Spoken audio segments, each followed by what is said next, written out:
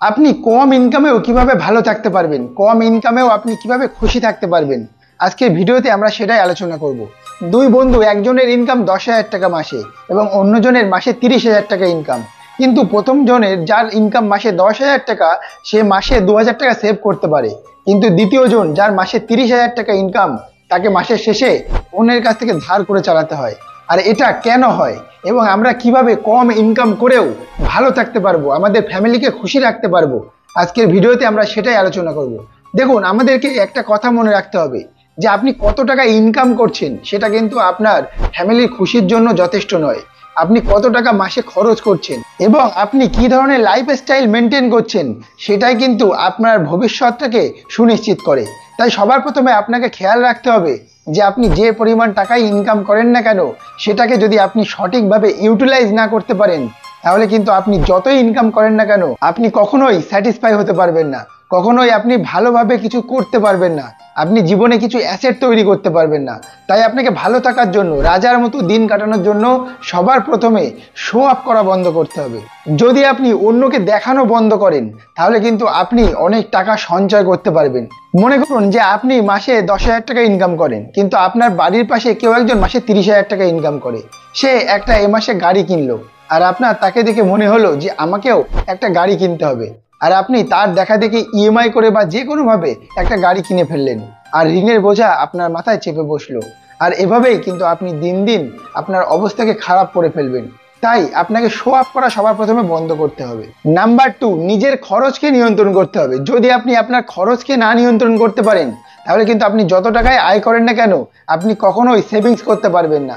আর যদি আপনি সেভ না করতে পারেন, যদি আপনি সেই টাকাটাকে ইনভেস্ট না করতে পারেন, তাহলে আপনি যত টাকাই ইনকাম করেন না কেন, সেটা কিন্তু আপনি খরচ করে ফেলবেন। আর আপনার ভালো সময় কখনোই আসবে না। তাই আপনাকে কিছু টাকা সবসময় সাইড করে রাখতে হবে, যেটা আপনার ভবিষ্যৎকে সুনিশ্চিত করবে। মনে করুন আপনার অফিস থেকে বাড়ির দূরত্ব অনেকখানি এবং তার জন্য আপনাকে একটা বাইক কিনতে হবে। কিন্তু আপনি শোরুমে গিয়ে দেখলেন যে সেখানে 1,00,000 টাকার বাইকও আছে, আবার 3,00,000 টাকার বাইকও আছে। আপনার পছন্দ হচ্ছে, মনে মনে ইচ্ছা হচ্ছে যে ভালো বাইকটা কিনতে, কিন্তু আপনি আপনার প্রয়োজনটা বুঝুন। যে আপনি যদি 1,00,000 টাকার বাইকও কেনেন, তাহলে কিন্তু আপনার প্রয়োজনটা মিটে যাবে। আবার যদি আপনি 3,00,000 টাকার বাইকও কেনেন, তাহলেও আপনার প্রয়োজন মিটবে। তাহলে যদি আপনি ভবিষ্যতে ভালো দিন আনতে চান, তাহলে কিন্তু সবসময় আপনার প্রয়োজন বুঝে, আপনার পারকতা বুঝে আপনি যদি কাজ করেন, তাহলে কিন্তু কখনোই আপনার খারাপ সময় আসবে না, আর আপনি ভবিষ্যতে রাজার মতো দিন কাটাতে পারবেন। নাম্বার 3, নিজের ফ্যামিলির মানুষজনের সাথে সুসম্পর্ক রাখা। দেখুন, যদি আপনার ফ্যামিলির প্রত্যেকটা মানুষের সাথে সুসম্পর্ক থাকে আপনার, তাহলে কিন্তু আপনি কম খরচে ফ্যামিলিটাকে চালাতে পারবেন। এটা শুনতে অবাক লাগলেও সত্যি যে যত আপনার ফ্যামিলির মধ্যে মতভেদ থাকবে, তত কিন্তু আপনার ফ্যামিলিতে আপনাকে বেশি টাকা খরচ করতে হবে। যদি সবাই মিলে একসাথে বসে আলোচনা করে আপনার ফ্যামিলিটাকে আপনি চালাতে পারেন, তাহলে কিন্তু আপনি অনেক কম খরচে আপনার ফ্যামিলিটাকে হ্যান্ডেল করতে পারবেন। তাই চেষ্টা করুন যে কোনো ডিসিশন নেওয়ার আগে ফ্যামিলির লোকের সাথে একসাথে বসে সেই সিদ্ধান্তটা নেওয়ার। তাহলে দেখবেন জীবনে আপনি অনেক উন্নতি করতে পারবেন। নাম্বার 4, কোনটা আপনার প্রয়োজন আর কোনটা আপনার বিলাসিতা, এই দুটো জিনিসের মধ্যে পার্থক্য করতে বুঝুন।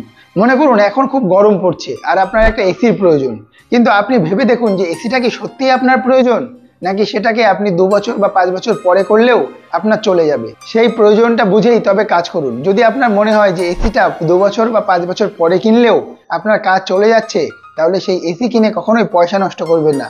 সেই পয়সাটাকে আপনি একটা ভালো কাজে লাগান।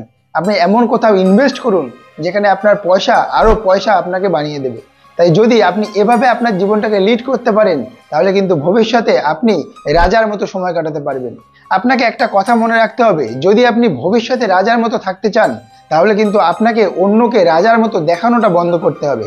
আপনি যত সাদামাটা জীবনযাপন করবেন, আপনার ভবিষ্যৎটা কিন্তু তত উজ্জ্বল হবে। যদি আপনি ভবিষ্যতে চান যে আপনার সময়টা অনেক ভালো আসুক, তাহলে কিন্তু আপনাকে একটা সাইড ইনকামের ব্যবস্থা করতে হবে। যদি আপনি যে মেন কাজটা করছেন তার উপরেই শুধু ভরসা করেন, তাহলে কিন্তু আপনার ভবিষ্যৎটা অনেক কষ্টেরও হতে পারে। সাইড ইনকাম হিসেবে এখন অনলাইনের বিভিন্ন কাজ এবং অন্যান্য কাজও আপনি করতে পারেন। তাই যদি আপনি সাইডে একটা অল্প ইনকাম হলেও তার ব্যবস্থা করতে পারেন, তাহলে কিন্তু ভবিষ্যতে আপনি অনেক ভালো থাকতে পারবেন।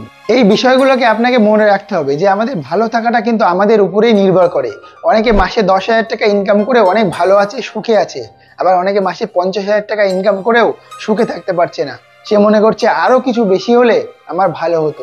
আর এই সম্পূর্ণটা নির্ভর করে তার খরচের উপর, তার লাইফ স্টাইলের উপর। আপনি যদি শহরের কাছে থাকেন এবং আপনি শহরে মানুষদের মতো জীবনযাপন করেন, তাহলে কিন্তু আপনার মান্থলি খরচটা অনেক বেড়ে যাবে। কিন্তু আপনি যদি গ্রামে থাকেন এবং গ্রামের মানুষের মতো জীবনযাত্রা করেন, তাহলে কিন্তু আপনার মান্থলি খরচ অনেক কম হবে। তাই আপনি আপনার মাসে কত টাকা খরচ করবেন এবং কিভাবে আপনার জীবনযাত্রাকে অতিবাহিত করবেন, সেটা আপনাকে সবার প্রথমে মাথায় রাখতে হবে। আর সেই অনুযায়ী আপনাকে খরচ করতে হবে। আপনি যত টাকা ইনকাম করেন না কেন, যদি খরচটাকে নিয়ন্ত্রণে না আনতে পারেন, তাহলে কিন্তু কখনোই আপনি ধনী হতে পারবেন না, আর আপনার ভালো সময় কখনোই আসবে না। তাই সবার প্রথমে নিজের খরচকে হ্যান্ডেল করুন, নিজের খরচকে নিজের নিয়ন্ত্রণে আনুন, আর তারপরেই আপনি পয়সা জমিয়ে নিজের অ্যাসেট তৈরি করে একদিন রাজার মতো জীবনযাপন করতে পারবেন। যদি ভিডিওটা আপনাদের ভালো লাগে তাহলে বন্ধুদের সাথে শেয়ার করবেন এবং আমাদের চ্যানেলটাকে সাবস্ক্রাইব করে আমাদের পাশে থাকবেন। ধন্যবাদ।